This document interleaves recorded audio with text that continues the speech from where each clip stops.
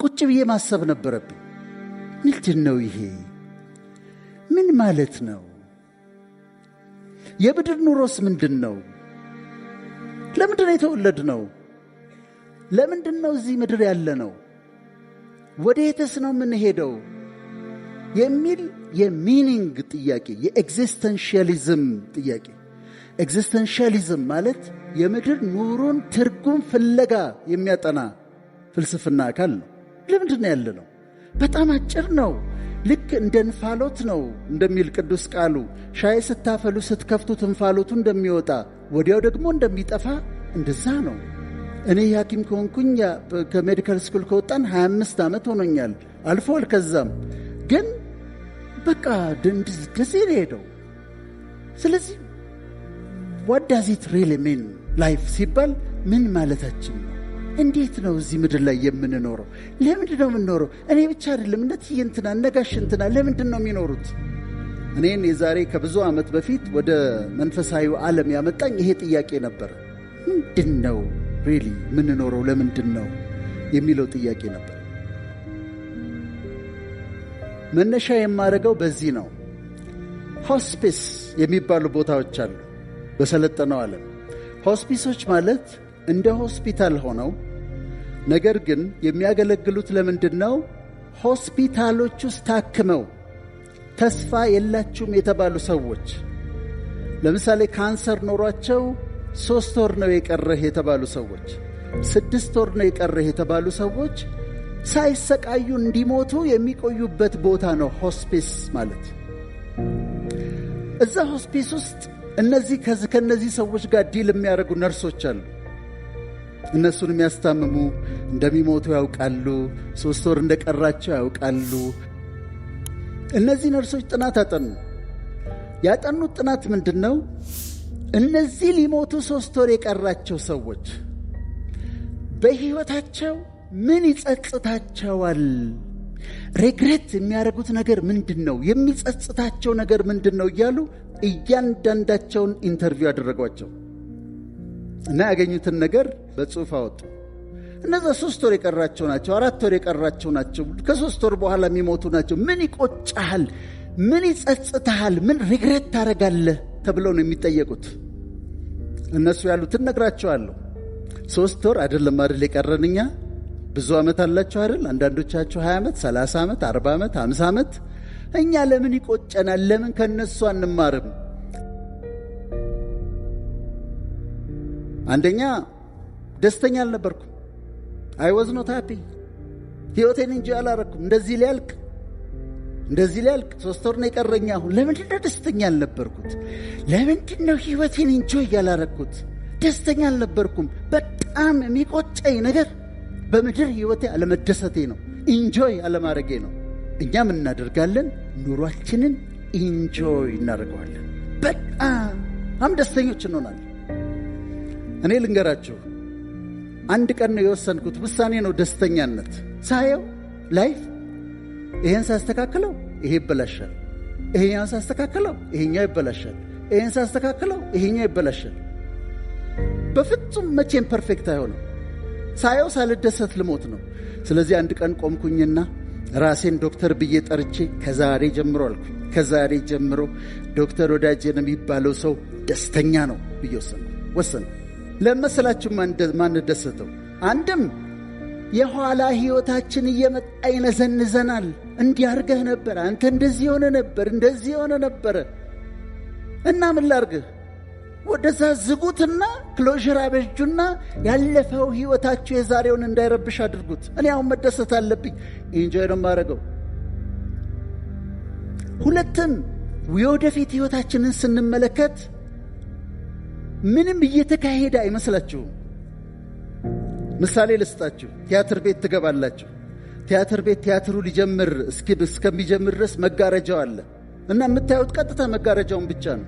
መጋረጃው ነው የሚታያችሁ። ምንም አክቲቪቲ አይታያችሁም። በጣም ይሰለቻችኋል። ቶሎ ይጀመር እያላችሁ ታጨበጭባላችሁ።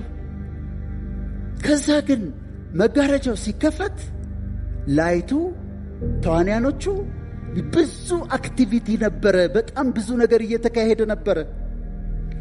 አሁን አንቺ ቢመስለሽ ምንም ነገር በሕይወትሽ እየተካሄደ አይመስልሽም። ከርቴን ነው የሚታይሽ፣ መጋረጃው ነው የሚታይሽ። ከመጋረጃው ጀርባ ግን ስለ አንቺ ብዙ አክቲቪቲዎች አሉ። እየተዘጋጀልሽ ነው፣ እየተሰናዳልሽ ነው። ነገሮች፣ ሰዎች ተሰብስበዋል። ነገሮች እየተቀናጁ ነው። ያንተ ጉዳይ እየተቀናጀ ነው። ለአንተ ግን የሚታይህ መጋረጃው ነው። ስለዚህ ሰለቻችኋል። ምንም ይመጣ ነገር ያለ አይመስላችሁ። ይሄ ብቻ አይደለም። ደስተኛ ለመሆን ቀጠሮ እንይዛለን። ደስተኛ የምትሆነው ትላለች እሷ፣ ሳገባ ደስተኛ ሆናለሁ፣ ልጅ ስወልድ ደስተኛ ሆናለሁ፣ ዲግሪዬን ሳገኝ ደስተኛ ሆናለሁ፣ አሜሪካ ስሄድ ደስተኛ ሆናለሁ፣ ቪዛዬን ሳገኝ ነው ደስተኛ የሚሆነው ብለን ቀጠሮ እንይዛለን። አሁን ደስተኛ ካልሆንሽ ስታገቢ ደስተኛ አትሆኚ። ምክንያቱም ትዳር የራሱን ችግር ይዞ ይመጣል። አሁን ደስተኛ ካልሆንሽ ስትወልጂ ደስተኛ አትሆኝም። እሱም የራሱን ችግር ይዞ ይመጣል። አሁን ደስተኛ ካልሆንክ አሜሪካ ስትሄድ ደስተኛ አትሆንም። ምክንያቱም እዛ ካልቸር ሾክ ይጠብቀሃል። ካልቸር ሾክ ይጠብቀሃል። ብዙ ነገር ይጠብቀሃል። ስለዚህ ውሳኔ ነው። I have to be happy. I have to enjoy my life ብላችሁ መወሰን አለባችሁ። ከመጋረጃው ጀርባ እየተስተካከለ ስለሆነ። ስለዚህ ምን እናድርግ? እያንዳንዷን ነገር በማይንድፉልነስ አጣጥሙት። ራት ስትበላ ዝም ብላ አትብላ። ሽሮውን እያጣጣምከው ብለው። ቡናዋን ስትጠጡ ሲኒዋን ታነሱና ዝም ብላችሁ እያወራችሁ ዝም ብላችሁ አጠጡት። ቅመሱት፣ ኤናዳሙን ቅመሱት። ከዛ አጣጥሟት። እያንዳንዷን ሲኒ ቡና አጣጥሟት። ባለትዳር ከሆንክ ሚስትህን ኢንጆይ አድርጋት። እያት፣ ዝም ብለህ እያት። ጸጉሯን እይ፣ አይኗን እይ፣ ጥርሷን እይ፣ እያት፣ ኢንጆይ አድርጋት። ልጆቻችሁን ዝም ብላችሁ በልበስ ሄድ ትምህርት ቤት አትበሏቸው፣ ኢንጆይ አድርጓቸው። ማይንድፉልነስ ይባላል። አፕሪሺየት አድርጉት፣ አጣጥሙት እያንዳንዱን ነገር። ስለዚህ ኢንጆይ አድርጉት፣ ደስ ይበላችሁ። በጣም ራሳችሁን አክሴፕት አድርጉ። ከራሳችሁ ጋር አትጣሉ። ከቁመታችሁ ጋር አትጣሉ። ከመልካችሁ ጋር አትጣሉ። ሰዓሊው የሳለው ሁሉም ሰው ውብ ነው። ራስን አክሴፕት ማድረግ ለደስታ በጣም ጥሩ ነው። ራሳችሁን አክሴፕት ካደረጋላችሁ ከሌላ ሰው ጋር ራሳችሁን አታወዳድሩም። የራሳችሁን መንገድ ትኖራላችሁ። የራሳችሁን ደስታ ትጠብቃላችሁ። ጠዋት ስትነሱ ፀሐዩን አፕሪሺየት አድርጉ። እኔ ያደርጋለሁ፣ ከልቤ ነው። ጠዋት ተነስቼ ደስ ይለኛል። ፀሐዩን ሳይ፣ ንፋሱን ሳይ ደስ ይለኛል እና ያምራል እላለሁ። አንዳንድ ጊዜ ከቲክቶክ ላይ ተነሱና ወጣ በሉና ከዋክብቶቹን ተመልከቷቸው። ጨረቃን እዩዋት። ኢንጆይ አድርጉት፣ ኢንጆይ አድርጉት። አትጠብቁ፣ ቀጠሮ አትስጡ። ዛሬ ደስተኛ። ሁለተኛ ጽሑፋቸውን ሲናገሩ በእውቀት ራሴን አላሳደግኩም። ብዙ መማር እችል ነበረ፣ ብዙ እድል ነበረኝ፣ ግን ለመማር ፈቃደኛ አልነበርኩም። ያንን እድል አልተጠቀምኩበትም። ራሴን ኢኩዊፕ አላረኩም፣ ራሴን ትሬን አላረኩም። እሱ ይቆጨኛል አሉ። ሕይወት ታስተምራቸዋለች። ልክ እንደ ዩኒቨርሲቲ ኮርሶች አሉ በምድር ሕይወት። ማጣት ዋናዋን አለ፣ ወድቆ መነሳት ትኦቶ አለ፣ መገፋት ትኦስሪ አለ። ኮርስ ትወስዳላችሁ። የማጣት ኮርስ ትወስዳላችሁ። የመገፋት ኮርስ ትወስዳላችሁ። ወድቆ የመነሳት ኮርስ ትወስዳላችሁ። የመጠላት ኮርስ ትወስዳላችሁ። ከጀርባችሁ ሰዎች ኮንስፓየር በማር እሱም ኮርስ ነው፣ ኮርስ ትወስዳላችሁ። ግን ለመማር ፈቃደኞች መሆን አለባችሁ። ሕይወት ከምታስተምረው ትምህርት ለመማር ፈቃደኛ መሆን አለባችሁ። ወድቃችሁ ስትነሱ እንደገና እንዳትወድቁ ትማራላችሁ። ጥላቻን፣ መገፋትን ስታዩ ቢተር በመሆን ፋንታ ሌሰን ትወስዱበትና ታልፋላችሁ። ከሕይወት እንማራለን። ከሕይወት ብቻ ሳይሆን ዕውቀትም ደግሞ ለማግኘት እንማራለን። እኔ ብዙ ጊዜ ያነሳዋለሁ ምሳሌ ስለሆነ ጋዜጠኛ ጳውሎስ ኞኞ በጣም ስለምወደው። በጣም ምሁር ነበር በእኛ ዘመን። ጳውሎስ ኞኞ የተማረው እስከ 4ኛ ክፍል ነው።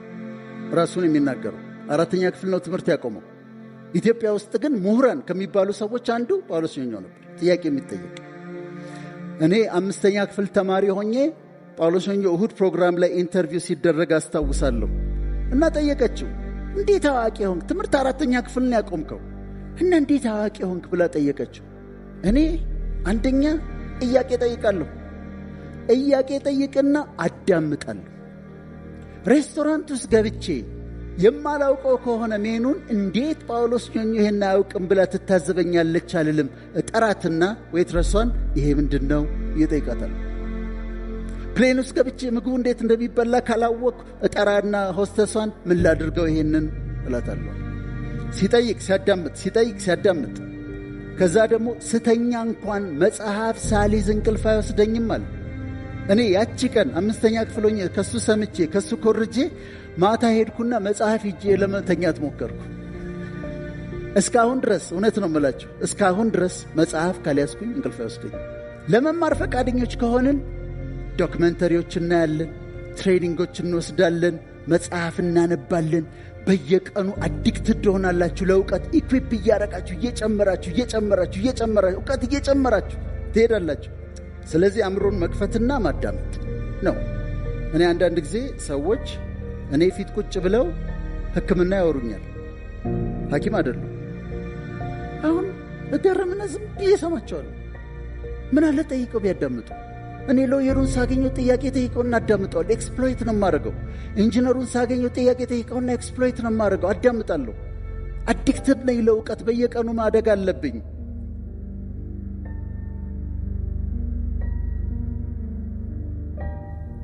ሶስተኛ ራሴን አልተንከባከብኩም።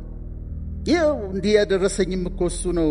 በምግብ ራሴን አልተንከባከብ፣ በስፖርት ራሴን አልተንከባከብ፣ ጥሩ እንቅልፍ አልተኛው፣ እረፍት አላርፍም ነበረ። ራሴን አልተንከባከብ። አቢዩዝ ነው ያረኩት። ራሴን በጣም ነው አቢዩዝ ያረኩት። ቆጨኛል። ምን አለ ስፖርት ብሰራ ኖሮ፣ ምን አለ ኒውትሪሽኔን ባስተካክል ኖሮ፣ ምን አለ ራሴን ብንከባከብ ኖሮ ብለው ይላሉ። በጣም ቻሌንጅ አደርጋቸዋለሁ እዚህ ጋር። እዛ ውስጥ ከነበሩት ሰዎች ሴቶችም አሉ። አንዳንዶቹ ብሬስት ካንሰር ነበራቸው የነበረው። አንዳንዶቹ ሰርቫይካል ካንሰር፣ የማህፀን ጫፍ ካንሰር የሚባለው ነበረ የነበረው ችግራቸው። ሊከላከሉት ይችሉ ነበር። አሁን ቻሌንጅ ባረግ እናንተ መካከል በየዓመቱ ክሊኒክ የሚሄድ እና ፋስቲንግ ብለድ ሹገር፣ ሂሞግሎቢን፣ ዋይት ብለድ ሴል፣ ሊቨር ፋንክሽን ቴስት፣ ሬናል ፋንክሽን ቴስት፣ ኮሌስትሮል፣ ትራይግሊሰራይድ ማን ነው የሚያሰራው ብዬ በጠይቅ ጉድ ነው የምትሉት። ዳይታችንን ስታዩ እኛ ምስኪኖቹ ሽሮና ምስር ነው የምንበላው። ሀብታሞቹ ደግሞ ምንድን ነው የሚበሉት? ስጋ፣ ጥሬ ስጋ፣ ስጋ፣ ጥሬ ስጋ፣ ጥብስ፣ ጥሬ ስጋ፣ ጥብስ፣ ጥሬ ስጋ። ከዛ ጎመን የድሃ ምግብ ነው። አትክልት እንትን አድርገው እዛ ቪአይፒ ሩም ገብተን ይልቅ እንትን በለን እንቆርጣለን። ሀብታሞች ናቸው። አትክልት አይበሉም። ፍሩት ለህፃን ልጅ እኮ ለልጆች ነው ፍሩት። ድራፍት እንጠጣለን። ወተትማ የህፃናት ነው፣ እንዴት ወተት እንጠጣለን ይላሉ። ስለዚህ ኒውትሪሽናቸው ዜሮ ነው፣ በጣም ያነሰ ነው።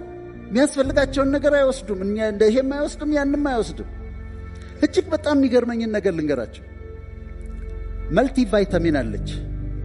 አንድ ካፕሱል ወይም ታብሌት መልቲ ቫይታሚን አለች ተዘጋጅታ የምትቀመጥ በእድሜያችን። ቫይታሚን ኤ አለው፣ ቫይታሚን ቢ1 አለው፣ ቫይታሚን ቢ6 አለው፣ ቫይታሚን ቢ12 አለው፣ ቫይታሚን ሲ አለው፣ ቫይታሚን ዲ አለው፣ ቫይታሚን ኢ አለው። ይሄ ብቻ አይደለም። ካልሲየም አለው፣ ማግኒዚየም አለው፣ ማንጋኔዝ አለው፣ አይረን አለው፣ ፎሌት አለው። ይሄንን ሁሉ አዘጋጅተው አንድ ታብሌት ውስጥ አስቀምጠውልናል። በእድሜያችን ከ50 በላይ ካላለው ከ40 በላይ ላለው በእድሜያችን ተዘጋጅተው ተቀምጧል። ገዝተን ከምግብ በኋላ አንድ መውሰድ ነበረብን፣ አንወስድም። ምግባችን ሁሉ እነዚህን ነገሮች ሙሉን አያሟላም። ለአንድ ክትፎ 700-800 ብር እናወጣለን፣ ግን አንወስድም። ይሄን አስገራሚ ነው። ስለዚህ እድሜያችን ገፋ ሲል ኦስቲዮፖሮሲስ አለ፣ አጥንታችን ይሳሳል፣ ካልሲየም ዴፊሽንሲ አለን። አንድ ካፕሱል ሰዎች ከውጭ ምን ላምጣላቸው ሲሏቸው ቫይታሚን አምጡልኝ በሏቸው። ሁሉም ነገር ያለው ቫይታሚን አምጡልኝ በሏቸው። ፋርማሲ ሂዱና ቫይታሚኖቹ ሁሉ ያሉበት፣ ሚነራሎቹ ሁሉ ያሉበት አንድ ታብሌት ለእድሜ የሚሆን ስጠኝ በሉት። በአንድ ታብሌት የተካተተ። ከዛ ቴክ ዩር ቫይታሚን። ከምግብ በኋላ ቆዳሽ ያስፈልገዋል ቫይታሚን፣ ጸጉርሽ ያስፈልገዋል ቫይታሚን። በቆዳና በጸጉር ልምጣባቸው ብዬ ነው ሴቶቹን። ዛሬ ማታ ሄደው ነው የሚገዙት። እውነቴን ነው የምላችሁ። ቆዳችን ላይ ስንት ሚሊዮን ሴሎች በየቀኑ ይሞታሉ። ሪፕሌስ መደረግ አለባቸው። ለመተካት ቫይታሚን ይፈልጋሉ። ጸጉራችን ለማደግ ቫይታሚን ይፈልጋል። ሜታቦሊዝሙ ቫይታሚን ይፈልጋል። ሚነራሎች ያስፈልጉናል ለሰውነታችን። ትክክለኛውን አይነት ለእድሜያችሁ የሚመጥለውን ከውጭ ማስመጡ፣ ከዚህም ግዙ። ቫይታሚን ግን ውሰዱ። ከዛ ኤክሰርሳይዝ ማድረግ። እነሱ ይሉ የነበረውን ወክ እንኳን አላረግም ይላሉ።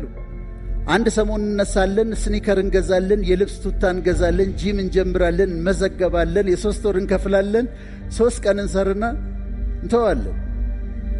ትንሽ የሆነች ኤክሰርሳይዝ ግን ያስፈልጋል በሕይወታችን። ራሳችሁን ተንከባከቡ። ቴክ ኬር ኦፍ ዮርሰልቭስ። ቫይታሚን ውሰዱ። ምግባችሁን ጓቻ አድርጉ። ክብደታችሁን አስተካክሉ። ከዛ ጤነኛ አኗኗር ኑሩ።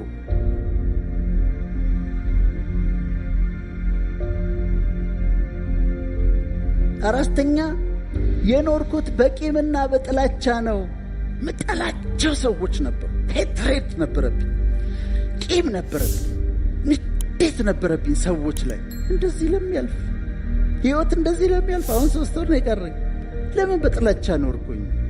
ለምን በቂም ኖርኩኝ? ለምን ይቅር ባለ ማለት ኖርኩኝ ብለው ይላሉ። በጥላቻ ያሳለፍኳቸው ዓመታት በጣም ይቆጩኛል ይላል። የብዙዎቻችን ችግር ምንድነው ብትሉ፣ አሁን ቅድም ያልኩት ከኋላ ክሎዥር ይባላል። በጌስታልት ቴራፒ ትዘጉታላችሁ። ያለፈ ታሪካችሁን አትጎትቱትም። ወደዚህ የጎትታችሁ እንዲረብሻችሁ ይቅር ትሉና ክሎዥር ታደርጋል። ይሄኛውን ትዘጉትና አዲስ ህይወት መኖር ትጀምራላችሁ። አንዳንድ ሰዎች አሉ የሚያናድዱ አይደል? እኔም አሉ እኮ የሚያናድዱ ቅጥል የሚያደርጉኝ። እሱ እንዴት ይቅር ልለው እችላለሁ? እሷ እንዴት ይቅር ልላት እችላለሁ? በጣም ክፉ ነገር ነው ያደረጉብን። ወዳጆቻችን ነበሩ፣ ክፉ ነገር አደረጉብን። እንዴት ነው ይቅር ማለት የምትችሉት? እነሱ ይቅር ለማለት ኮርቲሶል የሚባል ሆርሞን ሰውነታችን ውስጥ እንዲጨምር ያደርጋል። ኮርቲሶል የራሱ ጥቅም አለው። ግን ኮርቲሶል ሲበዛ የሚያደርገውን ልንገራችሁ። ደም ብዛት ይጨምራል። ደም ብዛት ያመጣል ሃይፐርቴንሽን፣ ስኳር ያመጣል ዲያቤቲስ መልተስ፣ ፔፕቲክ አልሰር ዲዚዝ ያመጣል የአንጀት የጨጓራ ቁስለት፣ ኢንተስቲናል ፖሊፖሲስ የሚባል አለ የትልቁ አንጀት ላይ የሚወጣ፣ አስም ያመጣል አስማቲክ ዲስኦርደር፣ ቶሎ ያስረጃል፣ መስመሮች ይወጣሉ፣ ቶሎ ፊታችን ያረጃል፣ ሰውነታችን ያረጃል፣ ከዛ እድሜያችን ያጥራል። አእምሮ ላይ ደግሞ ጭንቀት ያመጣል፣ ዲፕሬሽን ያመጣል፣ እንቅልፍ ማጣት ኢንሶምኒያ ያመጣል። እነዚህን ሁሉ ያመጣል። አላስፈላጊ ውፍረት ሁሉ ያመጣል። ኦቤሲቲ ያመጣል። ኮርቲሶል ምን ሲሆን? ቂም ስንይዝ፣ ጥላቻው ስንሆን ሆርሞን ይጨምራል። እሱ ብቻ አይደለም። 61% ካንሰር በቀጥታ ከቂም ጋር የተያያዘ ነው። በቀጥታ 61% ኮዝ ኢፌክት አይደለም፣ አሶሲዬሽን ነው የሚባለው። አሶሲዬት ይደረጋል። 61% ካንሰር ከቂም ጋር የተያያዘ ነው። ለዚህ ነው አሁን ለካንሰር ሕክምና ሲሰጥ ምን ተጀመረ? ኬሞቴራፒ ይሰጣል፣ ሬዲዬሽን ቴራፒ ይሰጣል፣ ሕክምና ሁሉ ይሰጣል። ከዛ ፎርጊቭነስ ቴራፒ ተጀመረ። እዛ ሆስፒታል ውስጥ ሳይኮቴራፒ የሚሰጡና ሰዎቹ ይቅር እንዲሉ የሚያደርጉ ሳይኮሎጂስቶች ገቡ። ምክንያቱም ፎርጊቭ ሲያደርግ የመዳን ዕድላቸው ከፍተኛ ነው። ካንሰር ያመጣል፣ ፔፕቲክ አልሰር ዲዚዝ ያመጣል።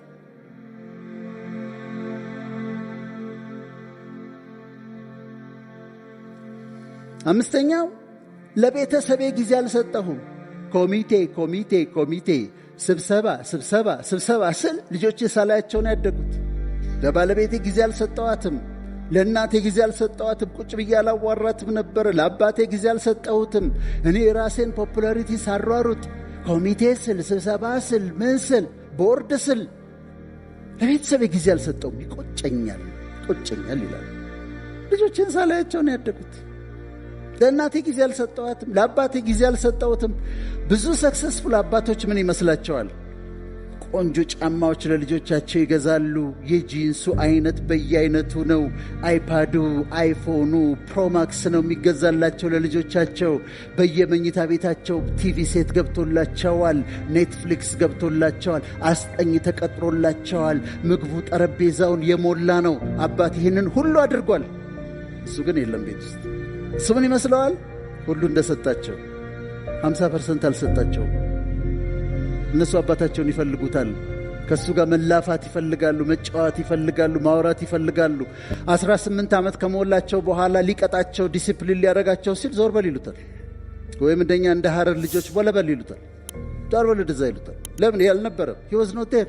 ለእናንተ ብዬ እኮ ነው ያንን ስሰራ እንዲህ ሳረግ አንተ አልነበርክም፣ የት ነበርክ አንተ ይሉታል። ወይም ደግሞ አቅም ያላቸው ይወስዱና አሜሪካ የሆነ ከተማ ይጥሏቸዋል። ትምህርት ቤት አስገብተው ገንዘብ ስላላቸው ከ9ኛ ክፍል ወስደው ይጥሏቸዋል። 12 ከጨረሱ በኋላ ኮሙኒኬት ማድረግ አስቸጋሪ ነው። አልነበርክም አንተ አልነበርክም። እና ለቤተሰቦቻችሁ ጊዜ ስጡ። እናቶቻችሁ በህይወት ያሉ ሰዎች እዚህ መካከል በጣም እድለኞች ናቸው። እኛ እንዴት እንደሚያንገበግበን አታውቁ። ቁጭ ብለህ ሂድና ከማዘር ጋር ቡና እየጠጣ ሽሮ እየበላህ አውራቸው፣ አዳምጣቸው። ቤተ ክርስቲያን አብራቸው ሂድ፣ መስጊድ አብረሻቸው ሂጂ። ፋዘር ካሉ ቁጭ ብለህ አጫውታቸው፣ ጊዜ ስጣቸው። እህት ወንድሞቻችሁ ካሉ ጊዜ ስጧቸው። ቁጭ በሉና እስቲ ያዋሯቸው። እንዴት ነው ህይወት? እንዴት ነው ትምህርት ቤት? እንዴት እየሆነ ነው? ቶክ ቱ ደም፣ ጊዜ ስጧቸው። በኋላ ቤኔፊቱን ታጭዳላችሁ። ለቤተሰቦቻችሁ ጊዜ ስጡ፣ ደስ ይበላችሁ። ለእናንተ ትንሽ የሆነ ነገር ለነሱ በጣም ትልቅ ነውና ጊዜ ስጧቸው፣ እንደምትወዷቸው ንገሯቸው።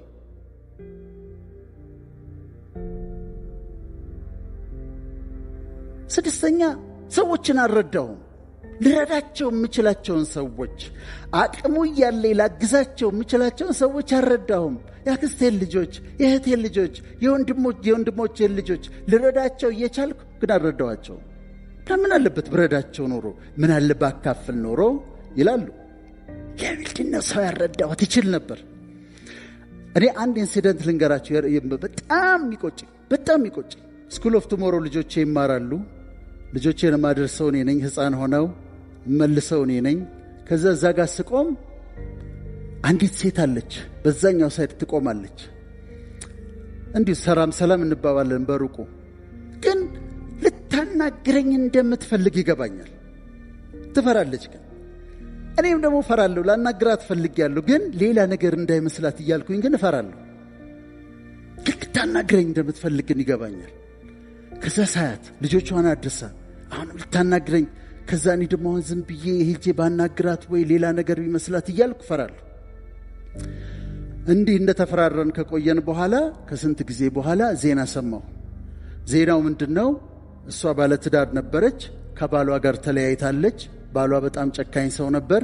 2 ልጆች አሏት። ትምህርት ቤት ይዛቸው ትመጣለች። መስቀል ፍላወር ጋር ፍላሚንጎ ጋር በመኪና ተከታትሎ ኤክስ-ሃዝባንዷ በጥይት ደብድቦ ገደላት። ልትነግረኝ የምትፈልገው ነገር ነበር። ቆጨኛል። ምን አለበት ባናግራት ኖሮ እያልኩኝ እላለሁ። ባላቸው አጋጣሚ በሙሉ ሰዎችን እርዱ። አብሮ አደጌ ነበረ አንድ ጓደኛዬ፣ ከኤሌመንተሪ ጀምሮ አብሮ አደጌ ነው። በትምህርቱ አልገፋም። እኔ በትምህርቱ ዓለም ሄድኩኝ። እሱ ደግሞ በትምህርቱ አልገፋም ነበረ። ጫት ይቅማል፣ ይጠጣል ምናምን። እዛ እኔም ይደብረኝ ይመስለዋል ሲያገኘኝና ይሸሸኛል። አንድ ቀን አገኘውና ይዤው ቁጭ አድርጌ፣ ጓደኛዬ ነው፣ ቤስት ፍሬንዴ ነው፣ አብሮኝ ያደገ ነው። ተለያይተናል መንገዳችን ስለተለያየ። አንድ ቀን ግን አነጋግረዋለሁ። ሲሪየስሊ ቀጠር ያነጋግረዋለሁ አልኩኝ። ባለፈው ስልክ ደወሉልኝ። ቢኒያም ይባላል። ቢኒያም አረፈ አሉ። አያችሁ እንዴት ይቆጫል በጣም። ስለዚህ እንዳይቆጨን ማድረግ ያለብንን ነገር እናድርግ። ሰዎችን ልትረዱ በምትችሉበት መንገድ እርዷቸው። ባገኛችሁት አጋጣሚ አትለፏቸው። ምን እንደሚፈጠር አታውቁ።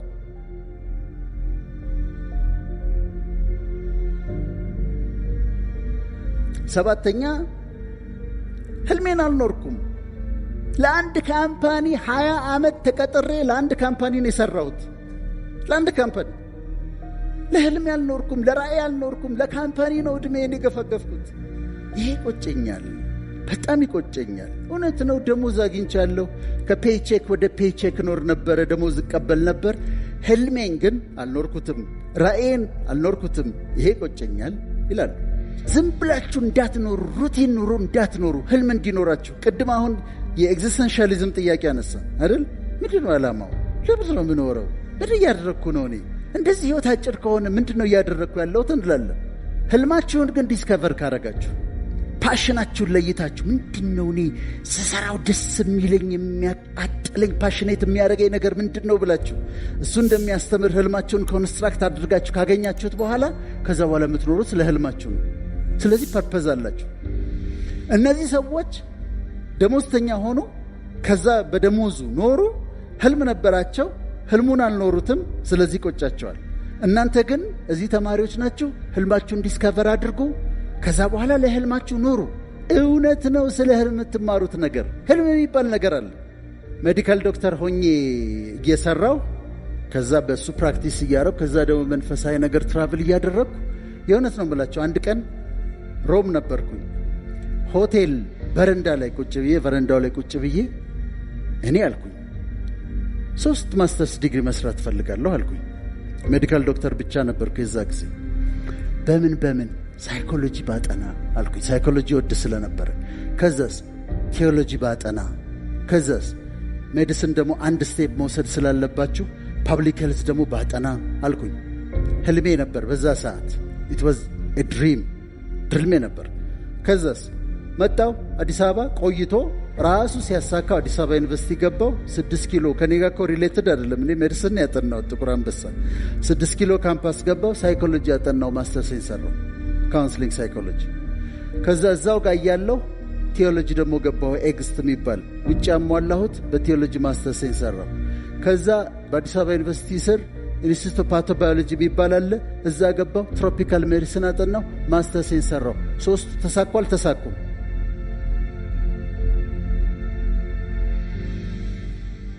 ሁሉ ጊዜ 2 ሴት ልጆች ይታዩኝ ነበር ድሮ ጀምሮ። 2 ሴት ልጆች። አንድ ቀን ኦባማን አየሁና ቀናሁ። ታድሎ 2 ሴት ልጆች እንደኔ እኔም ፈልጋቸው ነው። 2 ሴት ልጆች ያለው 2 ሴት ልጆች አሉኝ አሁን።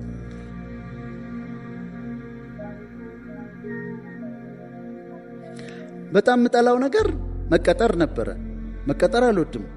በቃ በራሴ መስራት ነው የምፈልገው። አሁን በራሴ መስራት ነው የምፈልገው። በራሴ እየሰራሁ ነው ያለሁት። ህልም አለ፣ ህልም ይሳካል። እውነት ነው ልላችሁ ፈልጌ ነው።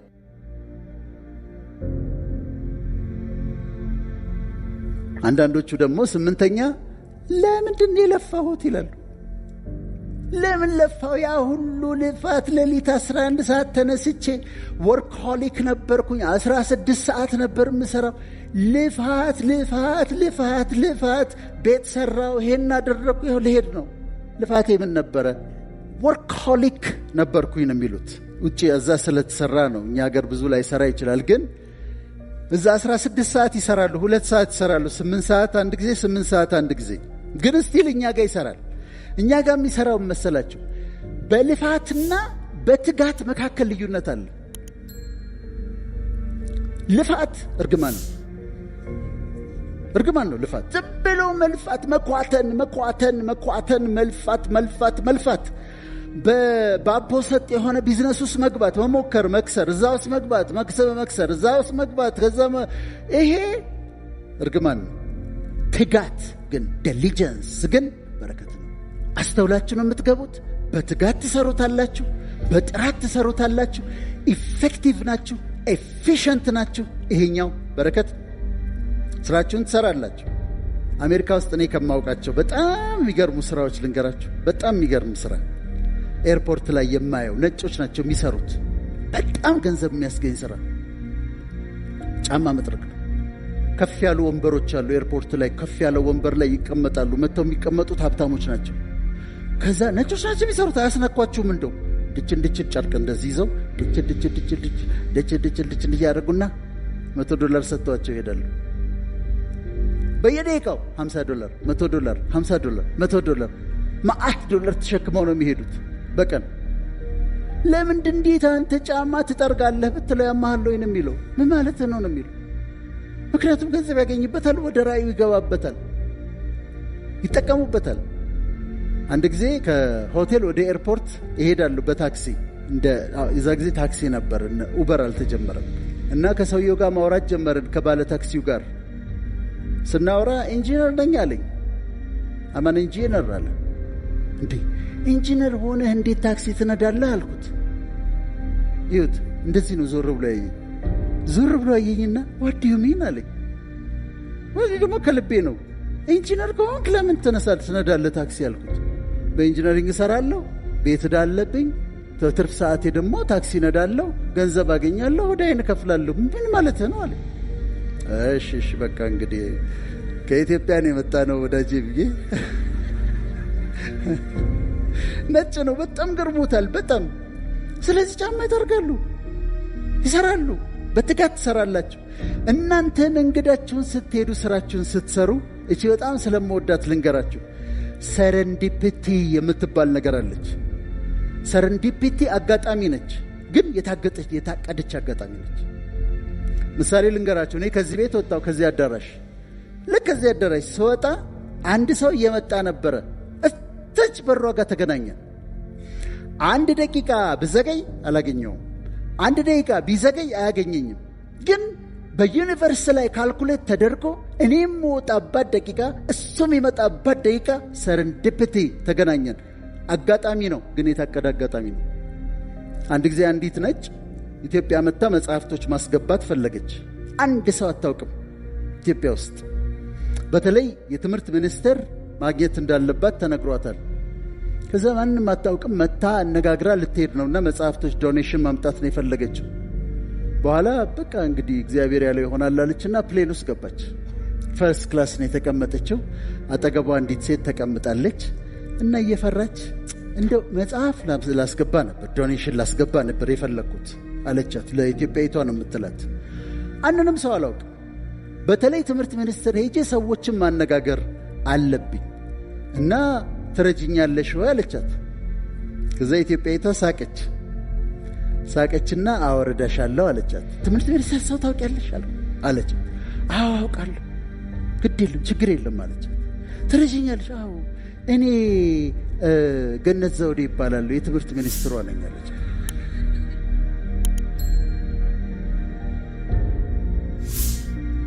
ስለዚህ ምንድነው የሆነው? ሰረንዲፒቲ ማለት ይሄ ነው። እቺ ትኬት ቆርጣለች፣ ቦታ ይዛለች። እቺ ትኬት ቆርጣለች፣ ዶኔሽን ልታስገባ ነው የፈለገችው። ሄዳ የተቀመጠችው የትምህርት ሚኒስትሯ ጋር ነው። ይሄ ሰረንዲፒቲ ይባላል። አጋጣሚ ግን የታቀደ አጋጣሚ።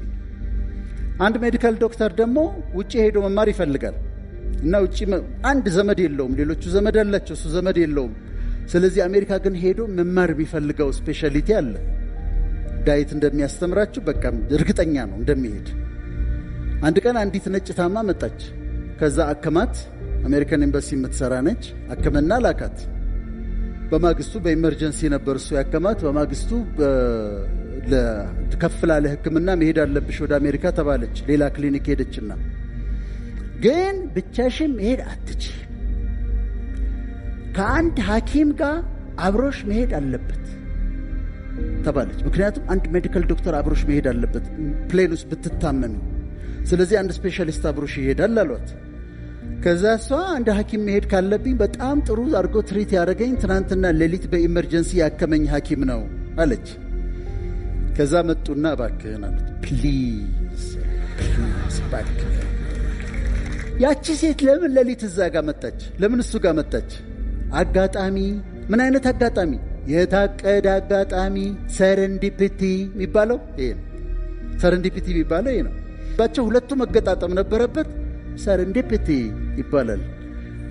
ጫማ መጥረግ ከሆነ አንተ ጥረግ፣ መስራት ያለብህን ስራ ማድረግ ያለብህን ስራ፣ የታሰበልህ የህልምህ መንገድ በአጋጣሚ ግን በታቀደ አጋጣሚ በሰረንዲፒቲ ይሳካል። 9ኛው ለሰዎች ፍቅሬን አልገለጽኩም።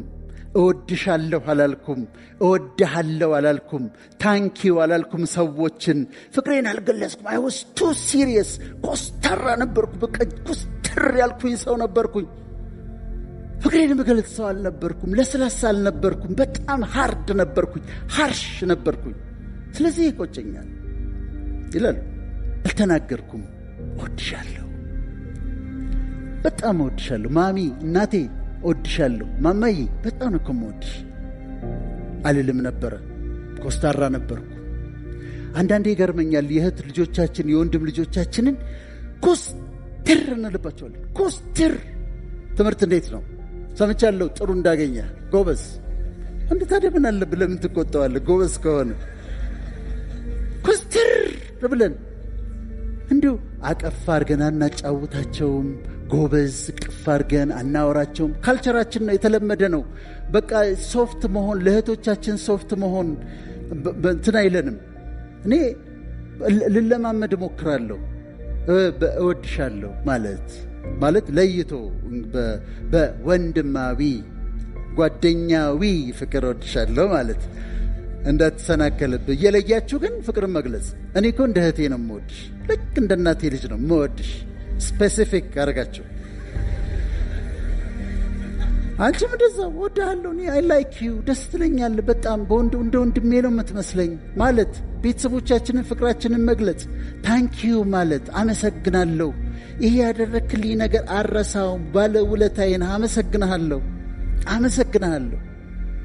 ሰዎችን አፕሪሼት ማድረግ ማመስገን ያስፈልጋል።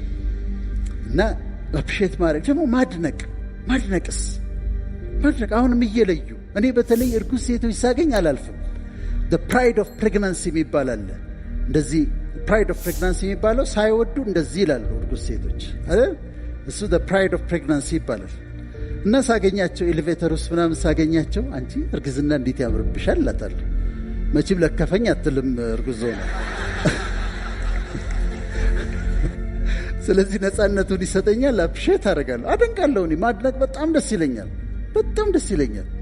ስለዚህ አድንቁ፣ አፕሪሼት አድርጉ፣ ታንኪዩ በሉ። በቃ መልካምነትን አታቃቂ። ይሄ ደግሞ ስጦታዬ ነው። ፍቅራችሁን ግለጹ።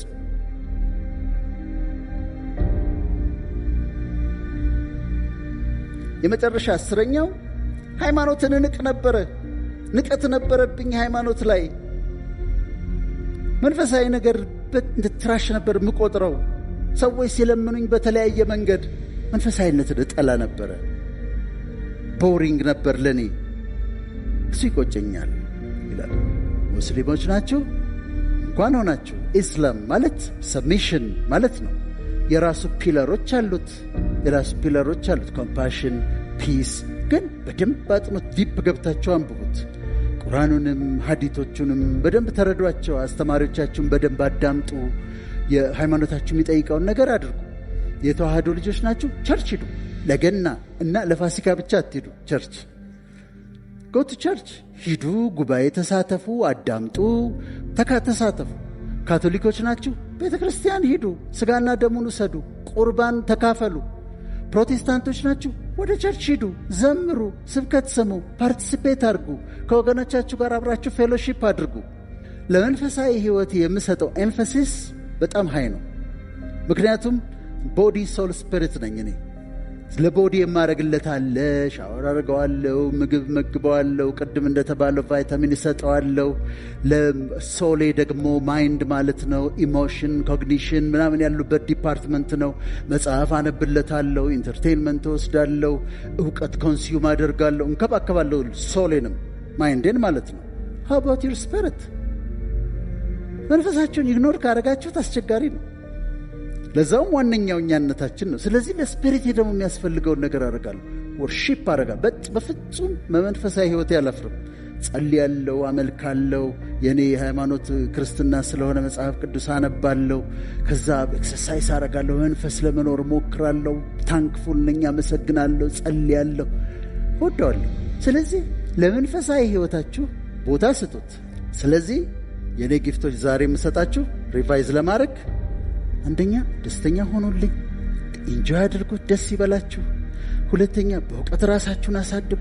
ሶስተኛ ራሳችሁን ተንከባከቡ፣ ቫይታሚን ውሰዱ፣ ኤክሰርሳይዝ አድርጉ፣ ዋች ዩር ዳይት፣ ዋች ዩር ዌይት። አራተኛ ከቂምና ከጥላቻ አትኑሩ፣ ክሎዥር አድርጉና በይቅርታ ኑሩ። አምስተኛ ለቤተሰብ ጊዜ ስጡ። ስድስተኛ ሰዎችን እርዱ፣ ባገኛችሁት አጋጣሚ፣ ቁጥሩ ይቀያየራል። ሰባተኛ ለህልማችሁ ኑሩ። ስምንተኛ ትጋት ላይ አተኩሩ። ዘጠነኛ ፍቅራችሁን ግለጹ፣ ታንኪዩ በሉ። አስረኛ መንፈሳዊነትን ፈልጉ።